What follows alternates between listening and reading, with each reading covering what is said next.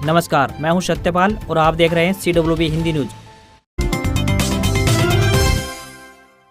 मौसम अपडेट। हरियाणा में तेज हवाओं और हल्की बारिश ने बदला मौसम का मिजाज। जानिए आगे कैसा रहेगा मौसम। हरियाणा, NCR, दिल्ली में बृहस्पतिवार को अधिकतर स्थानों पर बादलबाई देखने को और तेज हवाएं और उत्तरी जिलों पंचकुला, अंबाला, यमुनानगर, कुरुक्षेत्र, साथ ही साथ दक्षिण हरियाणा के पूर्वी जिलों और NCR, दिल्ली में हल्की बारिश की गतिविधियां देखने को मिली। परंतु अब जल्द ही हरियाणा, NCR, दिल्ली में एक बार फिर से बारिश का दौर शुरू होने वाला है। उड़ीसा, छत्तीसगढ़, मध्य प्रदेश, गुजरात, महाराष्ट्र, राजस्थान में जबरदस्त बारिश देखने को मिल रही है। दिनांक 13 से 16 अगस्त के दौरान संपूर्ण मैदानी राज्यों में पंजाब, हरियाणा, NCR, दिल्ली, उत्तर प्रदेश और बिहार में बारिश का एक नया दौर शुरू होने वाला है। बारिश की गतिविधियों में और बढ़ोतरी होगी तथा अधिकांश स्थानों पर हल्की से मध्यम दर्जे की बारिश होने की प्रबल संभावनाएं बन रही हैं।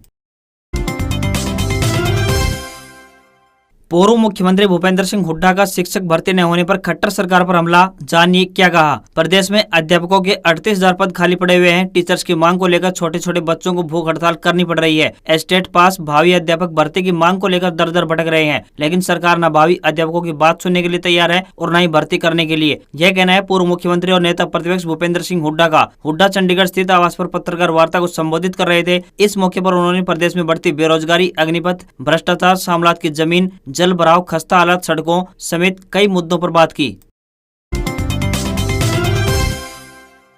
भाजपा का हुड्डा और चौटाला पर पलटवार। विधानसभा में मसले उठा नहीं सके विपक्ष के लोग तो बाहर आकर आरोप लगा रहे हैं। हरियाणा भाजपा ने कांग्रेस व इनेलो नेताओं पर विधानसभा में अपने अपने क्षेत्र की समस्याएं उठा पाने में विफल रहने के आरोप लगाए हैं। भाजपा ने कहा है कि विधानसभा में अनावश्यक और गैर जरूरी मसलों पर कीमती समय खर्च करने वाले विपक्ष के विधायक जनता के बीच जाकर समय नहीं मिलने की दुहाई देते हैं और अपने अपनी कमियां छिपाने के लिए सरकार को बदनाम करने की कोशिश करते हैं। हरियाणा भाजपा के प्रवक्ता सुदेश कटारिया ने बृहस्पतिवार को कहा कि पूर्व मुख्यमंत्री भूपेंद्र सिंह हुड्डा के राज में भ्रष्टाचार अपनी चरम सीमा पर था। प्रॉपर्टी डीलर और बिल्डर उस सरकार को चलाया करते थे। भाजपा सरकार के मुखिया मनोहर लाल खट्टर ने पोर्टल के माध्यम से सब कुछ पारदर्शी कर भ्रष्टाचार के सभी रास्ते बंद कर दिए हैं, तो अब उन्हें यह अच्छा नहीं लग रहा है। परिवार पहचान पत्र को सरकारी योजनाओं के लाभ का सबसे बढ़िया और मजबूत दस्तावेज बताते हुए सुदेश कटारिया ने कहा कि राज्य की पूरी सही स्थिति इस परिवार पहचान पत्र से देखकर जन कल्याण की न केवल योजनाएं बनाई जा सकती है बल्कि उनका लाभ भी दिलाया जा सकता है, साथ ही हर व्यक्ति के लिए सुनिश्चित किया जा रहा है।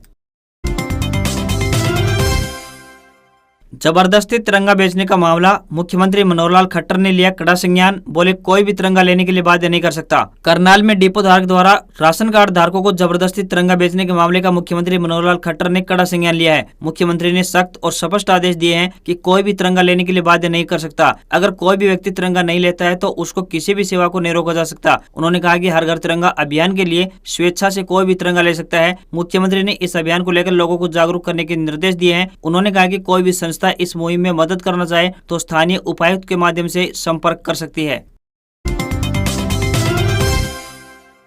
दिल्ली में कोरोना महामारी को लेकर नई गाइडलाइन जारी कर दी गई है। नियम तोड़ा तो लगेगा 500 रुपए का जुर्माना। राष्ट्रीय राजधानी दिल्ली में कोरोना महामारी फिर से लोगों में खौफ का माहौल पैदा कर रही है और संक्रमित मरीजों की संख्या का आंकड़ा तेजी से बढ़ रहा है। इसके साथ ही मौतों का आंकड़ा भी डरा रहा है। ऐसे में कोरोना महामारी पर काबू पाने के लिए दिल्ली की आम आदमी पार्टी सरकार ने नई गाइडलाइंस जारी कर दी है। दिल्ली सरकार ने एक अधिसूचना जारी करते हुए सभी सार्वजनिक स्थानों पर फेस मास्क पहनना अनिवार्य कर दिया है। इसके साथ ही सख्ती बरतते हुए कहा गया है कि इसका उल्लंघन करने वालों पर 500 रुपए का जुर्माना लगाया जाएगा। बता दें कि दिल्ली में कोरोना महामारी से बुधवार को 8 जबकि मंगलवार को 7 लोगों की मौत हुई है। यही नहीं, पिछले 10 दिनों में 40 मरीजों की मौत हो चुकी है। हरियाणा सरकार कॉमनवेल्थ विजेता खिलाड़ियों को 16 अगस्त को गुरुग्राम में करेगी सम्मानित। कॉमनवेल्थ खेलों में हरियाणा के विजेता खिलाड़ियों को आगामी 16 अगस्त को गुरुग्राम में सम्मानित किया जाएगा। मुख्यमंत्री मनोहर लाल ने घोषणा बुधवार को मानसून सत्र के आखिरी दिन की। उन्होंने कहा कि हरियाणा के खिलाड़ियों ने कॉमनवेल्थ खेलों में बेहतर प्रदर्शन किया है। हरियाणा के 43 खिलाड़ी गए थे, इनमें से 29 खिलाड़ियों ने पदक जीते हैं और एक खिलाड़ी चौथे स्थान पर रहा है। इस तरह 30 खिलाड़ियों का 16 अगस्त को गुरुग्राम में शाम 5 बजे अभिनंदन किया जाएगा। मुख्यमंत्री ने कहा कि 15 अगस्त से आजादी का अमृत महोत्सव शुरू होने जा रहा है। यह 1 साल चलेगा।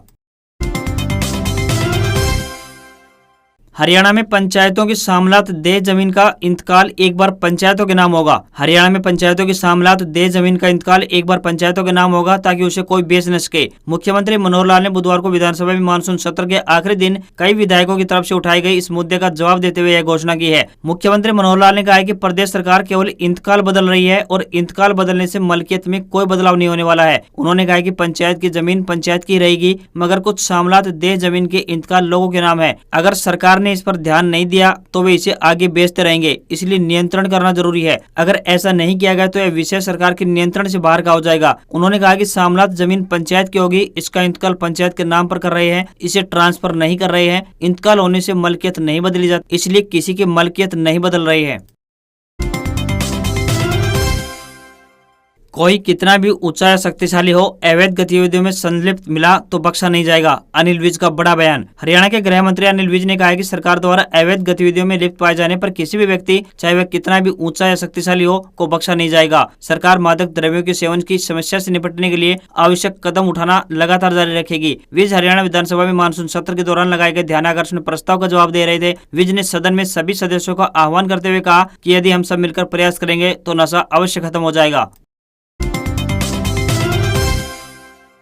हरियाणा में सीईटी सिर्फ 5 और 6 नवंबर को होगा। अगर कहीं दोबारा पेपर लेना पड़ा तो 7 नवंबर को होगा। हरियाणा कर्मचारी चयन आयोग की तरफ से ग्रुप सी और ग्रुप डी के लिए सीईटी के लिए नेशनल टेस्टिंग एजेंसी यानी एनटीए 5 और 6 नवंबर को 4 शिफ्टों में परीक्षा आयोजित करेगा। मुख्यमंत्री मनोहर लाल ने विधानसभा में सीईटी की जो 3 तारीख 5, 6 और 7 नवंबर घोषित किए हैं, उनमें से 5 और 6 नवंबर को ही 4 शिफ्टों में सीईटी की परीक्षा आयोजित की जाएगी। अगर किसी स्थान पर किसी कारणवश पेपर दोबारा करवाना पड़ा तो वह 7 नवंबर को होगा, इसलिए 3 तारीख घोषित की गई है। अध्यक्ष भोपाल सिंह खत्री ने बताया कि सीईटी की तैयारी पूरी कर ली गई है, सब कुछ एनटीए करेगा। हरियाणा सरकार लॉ एंड ऑर्डर मुहैया करवाएगी। एक शिफ्ट में 3 लाख उम्मीदवारों का पेपर होगा, इसलिए 4 शिफ्टों में पेपर हो जाएगा। उन्होंने बताया कि लगभग 11.4 लाख उम्मीदवारों का पंजीकरण है।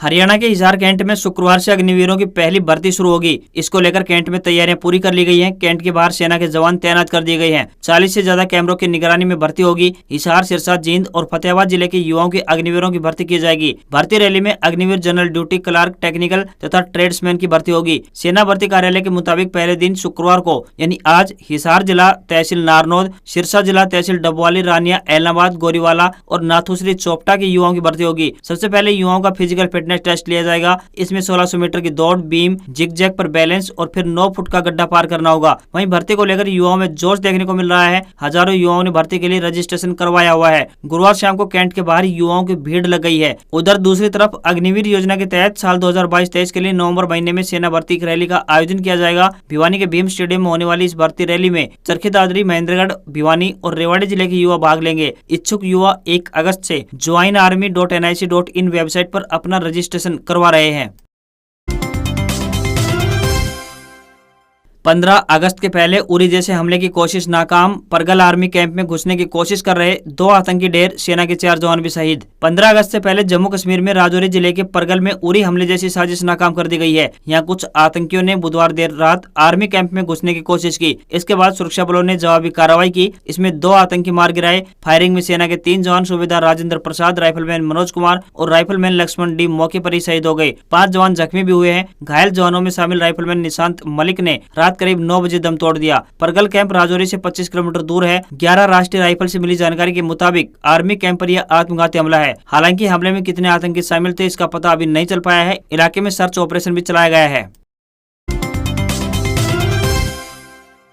आतंकवाद पर चीन का फिर अड़ंगा। पुलवामा अटैक में शामिल राव को आतंकी घोषित करने का प्रस्ताव, 14 देशों का समर्थन, लेकिन ड्रैगन विरोध में। यूएन में चीन का पाकिस्तान प्रेम फिर दिखने को मिला है। चीन ने भारत और अमेरिका की ओर से पाकिस्तान स्थित जैश ए मोहम्मद आतंकवादी ग्रुप के कमांडर अब्दुल रऊफ को वैश्विक आतंकी घोषित कर उस पर प्रतिबंध लगाने वाले प्रस्ताव को रोक दिया है। संयुक्त राष्ट्र के अन्य 14 सदस्य इसके लिए सहमत है। भारत और अमेरिका चाहते थे कि अब्दुल रऊफ को वैश्विक आतंकी घोषित किया जाए। दोनों देशों ने आतंकी की वैश्विक यात्रा पर प्रतिबंध और उसकी संपत्ति को फ्रीज करने का समर्थन किया। वहीं चीन के एक प्रवक्ता ने कहा, हमने मामले को समझने के लिए समय चाहिए, इस कारण इस प्रस्ताव को रोका गया है। अमेरिका ने साल 2010 में अजहर को आतंकवादी घोषित करने के लिए प्रस्ताव दिया। अजहर पर आतंकी गतिविधियों में शामिल होने और भारत में आत्मघाती हमले आयोजित करने का आरोप लगा है।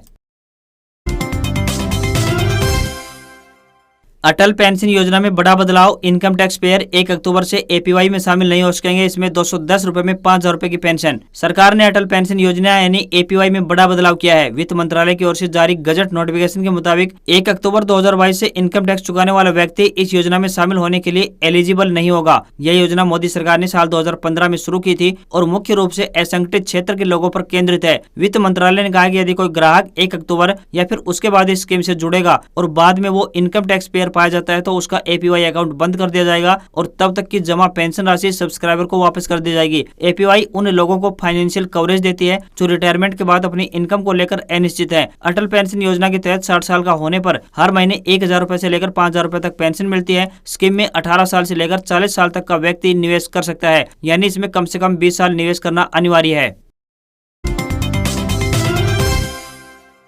पायरेसी का शिकार हुई आमिर खान की फिल्म रिलीज के कुछ घंटे बाद ही ऑनलाइन लीक हुआ लाल सिंह चड्ढा का full HD version. Actor Aamir Khan के लाल सिंह चड्ढा गुरुवार 11 अगस्त को सिनेमाघरों में रिलीज हो गई है। इस फिल्म को दर्शकों और क्रिटिक्स से मिक्स्ड रिव्यूज मिल रहे हैं। रिपोर्ट के मुताबिक रिलीज होने के कुछ घंटे बाद यह फिल्म अब ऑनलाइन लीक हो गई है। रिपोर्ट के मुताबिक तमिल रॉकर्स, फिल्मी जिला, मूवी रूल्स, टेलीग्राम और कई वेबसाइटों पर लाल सिंह चड्ढा का फुल HD वर्जन लीक हो गया है। इन साइट से लोग फिल्म को आसानी से फ्री में डाउनलोड कर रहे हैं। इसका असर फिल्म के बॉक्स ऑफिस कलेक्शन पर पड़ सकता है। फिल्म लीक होने से मेकर्स को करोड़ों रुपए का नुकसान भी उठाना पड़ सकता है। आमिर खान ने 4 साल बाद इस फिल्म में बड़े पर्दे पर वापसी की है। बता दें कि अद्वैत चंदन के डायरेक्शन में बनी फिल्म लाल सिंह चड्ढा में आमिर के अलावा करीना कपूर खान, मोना सिंह और नागा चैतन्य भी लीड रोल में है। लाल सिंह चड्ढा साल 1994 में रिलीज हुई टॉम हैंक्स की फॉरेस्ट गंप का ऑफिशियल हिंदी रीमेक है। बता दें कि लाल सिंह चड्ढा के साथ ही अक्षय कुमार की रक्षाबंधन भी सिनेमाघरों में रिलीज हुई है। बता दें कि आनंद L राय के डायरेक्शन में बनी रक्षाबंधन में अक्षय कुमार के अलावा भूमि पेडनेकर, सादिया खतीब, सहजमीन कौर, दीपिका खन्ना और स्मृति श्रीकांत भी मुख्य भूमिकाओं में है।